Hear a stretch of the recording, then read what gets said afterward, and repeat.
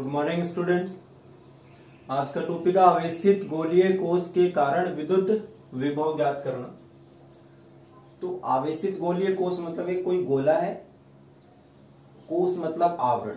तो गोले का आवरण जैसे फुटबॉल है, वैसे कोई गोलीय कोश है, उसे आवेशित किया गया, उस पर चार्ज दिया गया।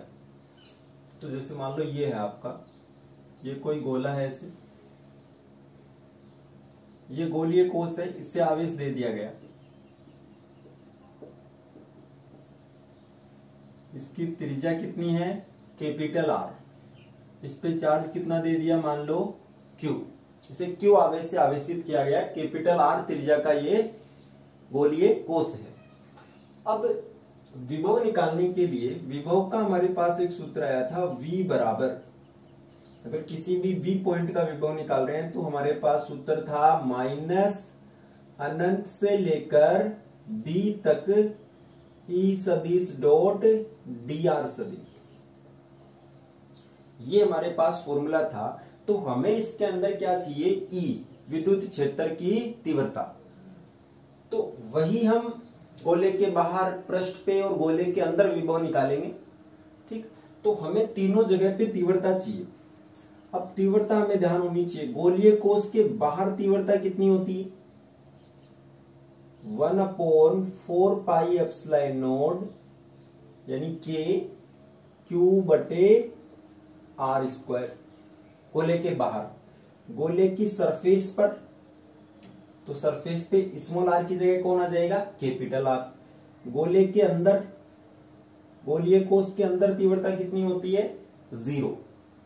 ये मान आपको ध्यान में रखने हैं, इसी से हम विभव निकालेंगे। तो पहला पॉइंट ये है, कोश के बाहर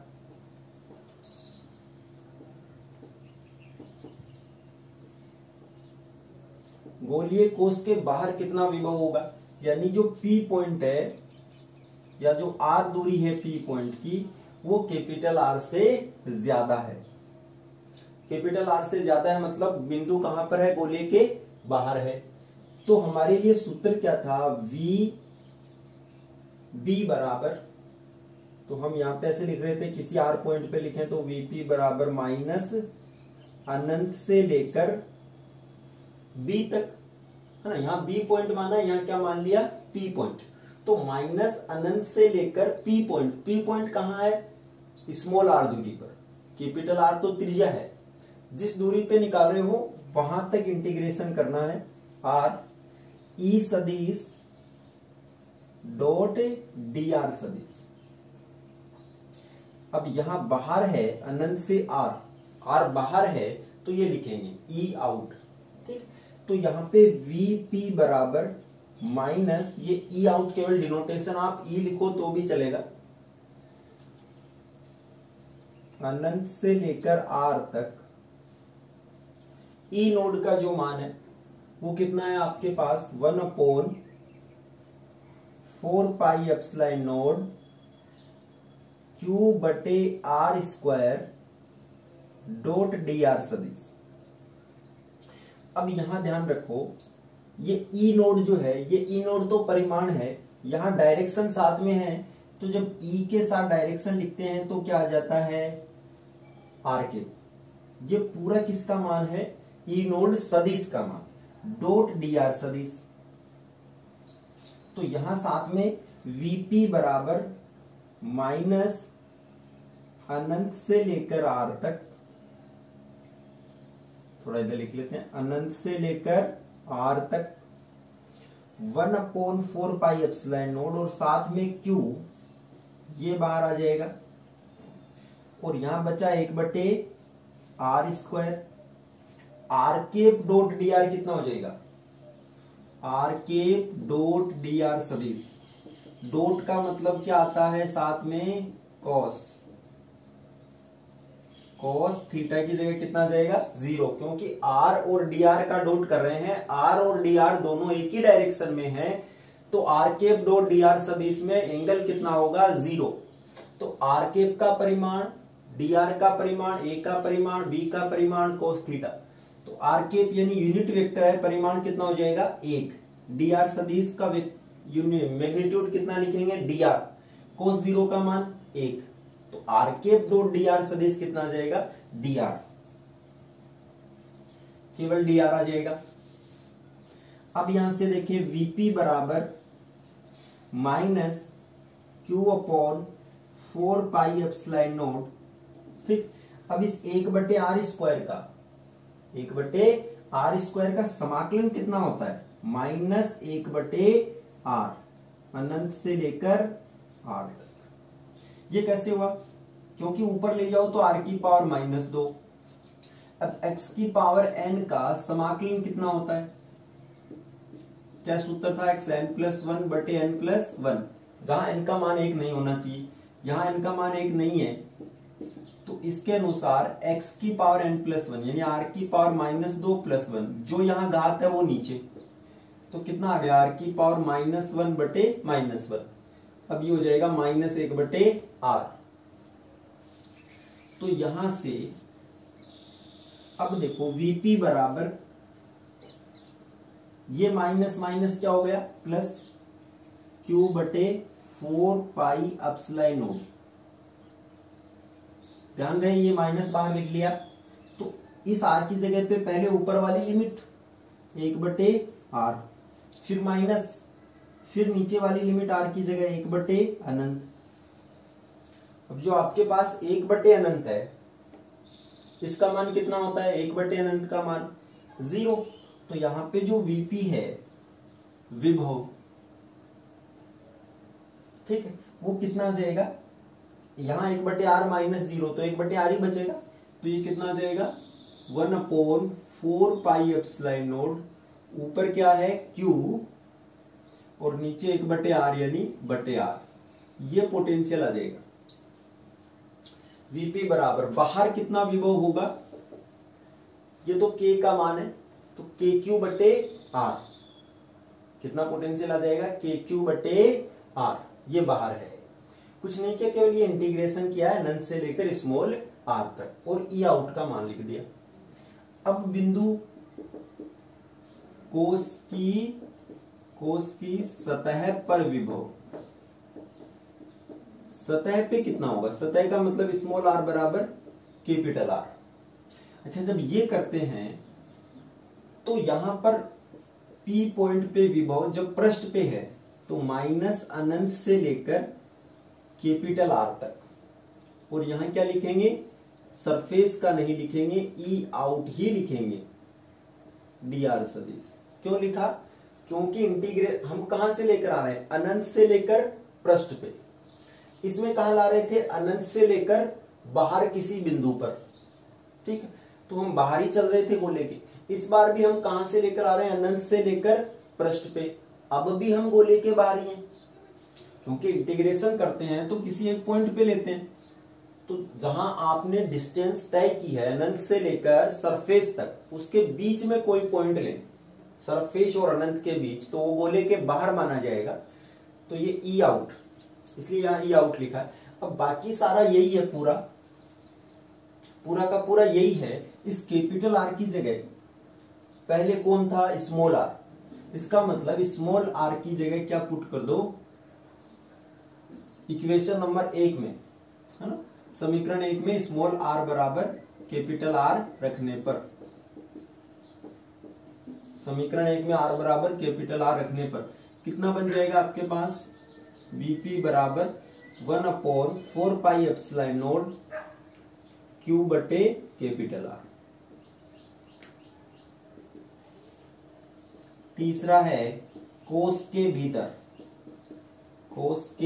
भीतर, यानी स्मॉल r का मान कैपिटल R से छोटा है। अब करते हैं, तो वही Vp बराबर माइनस अनंत से लेकर स्मॉल r, इस बार वाला जो स्मॉल r है वो कैपिटल R से छोटा है, तो यहां आ जाएगा ई सदिश डॉट dr सदिश। अब जब पॉइंट अंदर है, मान लो पॉइंट यहां है P पॉइंट, इस वाली कंडीशन के अंदर स्मॉल r कैपिटल R से छोटा है तो अंदर होगा।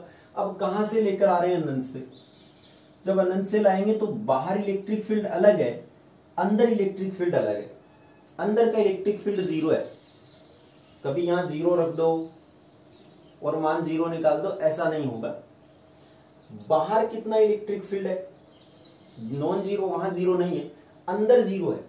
तो आप जब अनंत से यहां तक लेकर आ रहे हो तो यहां से यहां तक लाने में तो कार्य करना पड़ेगा। अब जब भी देखो, कोई भी अगर आप इंटीग्रेशन करते हो, अगर इस ई की 2 वैल्यू है, अनंत से लेकर इस बिंदु तक लाने में ई 2 बार चेंज हो रहा है, बाहर अलग है और भीतर अलग है। कैपिटल आर तक अलग था और कैपिटल आर से जैसे ही अंदर आए तो इलेक्ट्रिक फील्ड अलग हो गया। तो ऐसी कंडीशन में जब फंक्शन की वैल्यू, किसी फलन की वैल्यू या जिसका समाकलन कर रहे हैं उसकी वैल्यू चेंज हो, तो हम क्या करते हैं, इंटीग्रेशन को तोड़ लेते हैं, इसके पार्ट कर लेंगे। पार्ट कैसे कर लेंगे, पहले अनंत से लेकर कैपिटल आर तक लाएंगे।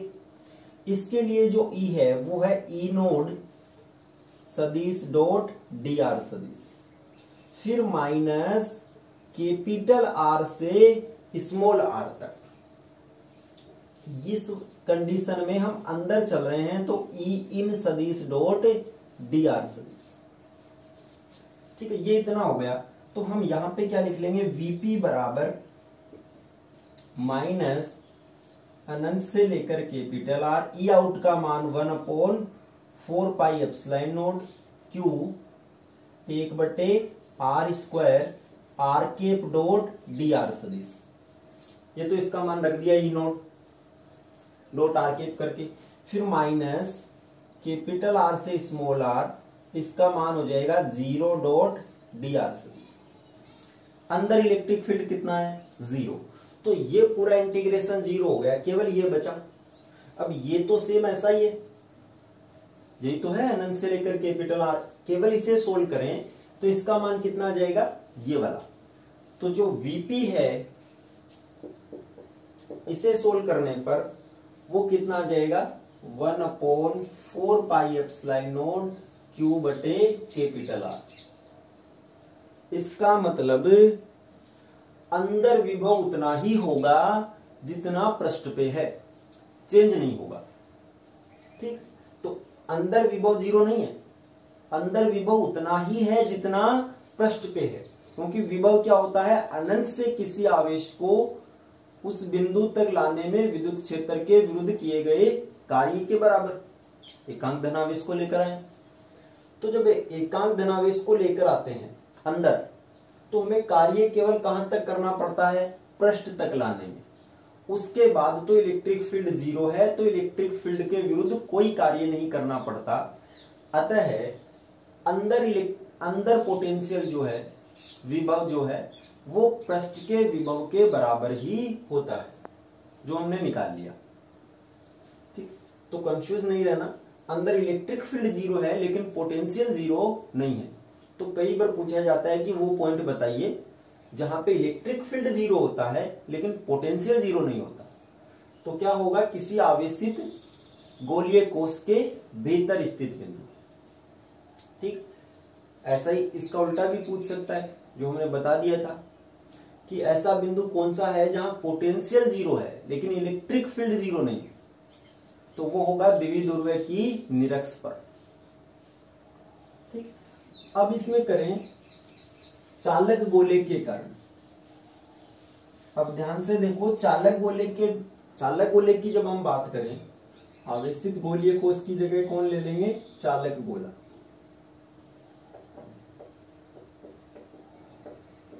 जब चालक गोला लेंगे तो चालक गोले पर भी आवेश कहां होता है, पृष्ठ पे। तो सेम वैसा ही होगा जैसे गोलीय कोश के कारण है। बाहर कितना विभव होगा, वही 1/4 पाई एप्सिलॉन नोट क्यू बटे स्मॉल आर, और पृष्ठ पे कितना हो जाएगा, क्यू बटे कैपिटल आर, और अंदर कितना हो जाएगा, जितना पृष्ठ पर है। गोले और चालक गोले और गोलीय कोश के कारण एक ही विभव होता है, क्योंकि चालक गोले को भी जब आवेश देते हैं तो वो पृष्ठ पे फैलता है। अगर इसके लिए आपको ये बनाना पड़ेगा V और R के बीच, तो मान लो यहां पर R बराबर कैपिटल आर है, तो यहां पे तो पोटेंशियल कितना है, के क्यू बटे आर। अंदर, अब ये तो अंदर आ गई, तो अंदर कितना है, कांस्टेंट, एक समान नियत है, किसके बराबर, सरफेस के बराबर ही है। बाहर जाए तो आर स्क्वायर, आर के व्युत्क्रमानुपाती, तो ऐसा आएगा। ठीक है, ये कंडीशन आर का मान जब कैपिटल आर से बड़ा है तो ऐसा डायग्राम बनेगा। वी और आर दूरी तथा विभव के साथ तीव्रता में परिवर्तन, आवेशित गोलीय कोश के कारण और चालक गोले के कारण।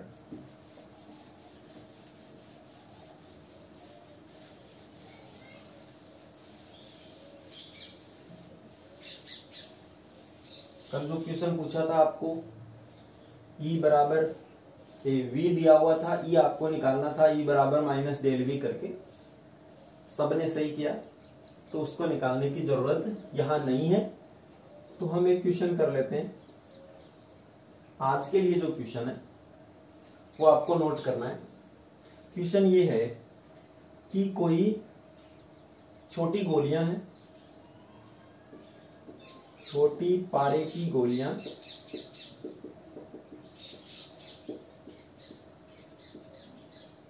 जिनका विभव 10 वोल्ट है, जिनका विभव कितना है, 10 वोल्ट। पारे की छोटी गोलियां हैं, उसमें एक गोली का विभव कितना है, 10 वोल्ट है। अगर ऐसी 64 गोलियां मिलाकर एक बड़ी गोली बनाई जाए,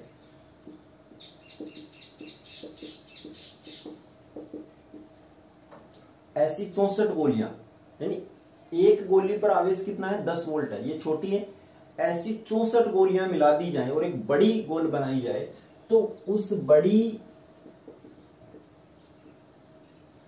गोली पर विभव कितना होगा, सरफेस पर विभव ज्ञात करना है। तो बड़ी गोली के सरफेस पे कितना विभव होगा, छोटी गोली पर 10 वोल्ट है, 64 को मिलाया तो बड़ी गोली का। ऐसा मत कर देना कि 64, भाई एक का 10 है तो 64 का 640 हो गया। कभी भी जब मिलाते हैं तो पोटेंशियल नहीं जुड़ता, क्या जुड़ता है, चार्ज। पोटेंशियल कभी कंजर्व नहीं होता। आपने सुना है कि विभव संरक्षण नियम, ऐसा नहीं है। क्या कंजर्व रहता है, चार्ज।